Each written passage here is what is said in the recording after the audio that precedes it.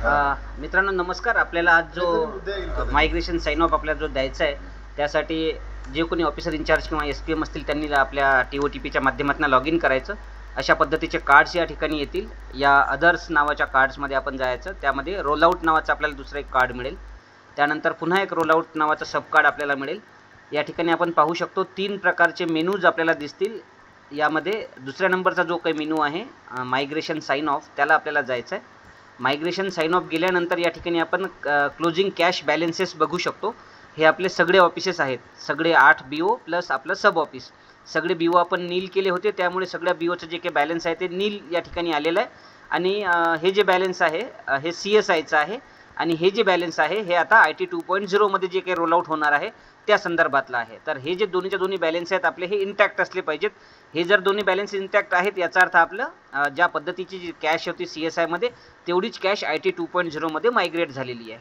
तर cash balances आहेत. त्यानंतर आपला अतिशय महत्त्वाचा भाग म्हटलं म्हणजे स्टॅम्प्स. स्टॅम्प बॅलन्समध्ये आपण या ठिकाणी पाहू शकतो सगळ्या प्रकारचे स्टॅम्प डिनॉमिनेशन वाईज आणि त्याच्या फीचर्सनुसार. जसं की आता हा जो आहे मौलाना अबुल कलाम आझाद यांचा स्टॅम्प आहे ₹1 415 स्टॅम्प्स आहेत. तेवढे 415 या IT 2.0 मध्ये मायग्रेट झाले. त्याच्यानंतर बाल गंगाधर टिळकांचा एक स्टॅम्प आहे, 167 स्टॅम्प आहेत, इकडे सुद्धा तेवढेच मायग्रेट झालेले आहेत. त्यानंतर श्रीनिवासन रामानुजमचा हा स्टॅम्प आहे ₹1 22 स्टॅम्प्स आहेत, ते इकडे मायग्रेट झालेले आहेत. एनव्हलप 113 आहे, ते सुद्धा इकडे व्यवस्थित मायग्रेट झालेले आहेत. लेटर कार्ड हे सुद्धा मायग्रेट झालेले आहेत, पोस्ट कार्ड आणि सगळ्यात शेवटी हे आपले रिव्हेन्यू. तर असे ₹680 रिव्हेन्यू जे आहेत ते या ठिकाणी मायग्रेट झालेले आहेत. त्यानंतर या ठिकाणी आपण फिलॅटेली स्टॅम्प बॅलन्स या ठिकाणी चेक करू शकतो. सब ऑफिसला एवढी याची प्रॉब्लेम येणार नाही. सब ऑफिसमध्ये फिलॅटेली स्टॅम्प नसतील. एखादा स्टॅम्प जर का आलेला नसेल आणि आपल्या जर का जवळ असेल तर तुम्ही त्याला ॲडसुद्धा करू शकणार आहोत, परंतु त्याची गरजच आपल्याला पडणार नाही, पर्टिक्युलरली सब ऑफिसला. त्यानंतर IPOचा स्टॉक या ठिकाणी डिस्प्ले होईल, जो आपल्या फिनॅकल मध्ये जो आपल्या सॅपमध्ये असेल तो सगळा स्टॉक इकडे रेडीमेड आलेला असेल. यांच्याकडे IPO नव्हत्या धरणगावकडे, म्हणून या ठिकाणी नील आहे. त्याचप्रमाणे जर का काही आपल्या मनी ऑर्डर असतील की ज्या आपल्याला या आज डिलिव्हरीला येतील तर त्या सगळ्याच्या सगळ्या मनी ऑर्डर या ठिकाणी डिस्प्ले होतील. त्यामध्ये जो काही मनी ऑर्डरचा नंबर असेल तो जर का जुना नंबर असेल मोठ्या संख्येचा तर तो चेक करून बघायचा की ह्या मनी ऑर्डर यापूर्वी पेड तर झाल्या नाहीत ना.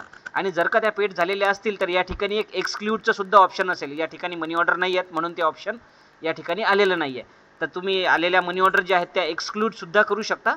तर ते व्यवस्थित आपण मनी ऑर्डर पाहून घ्यायच्या आणि ज्या आपल्या आहेत डिलिव्हरीला आपल्याला उद्या पाहिजेत त्याच फक्त तुम्ही एक्सेप्ट करायच्या, व्हेरीफाय करायच्या. त्यानंतर फ्रँकिंग मशीनचे बॅलन्सेस या ठिकाणी डिस्प्ले झालेले असतील. जर का तुमच्या फ्रँकिंग मशीन्स चे काही बॅलन्सेस असतील तुमच्या डॉकेटनुसार त्याचा असेंडिंग मीटर, डिसेंडिंग मीटर आणि त्याचा बॅलन्स तुम्हाला या ठिकाणी डिस्प्ले होईल.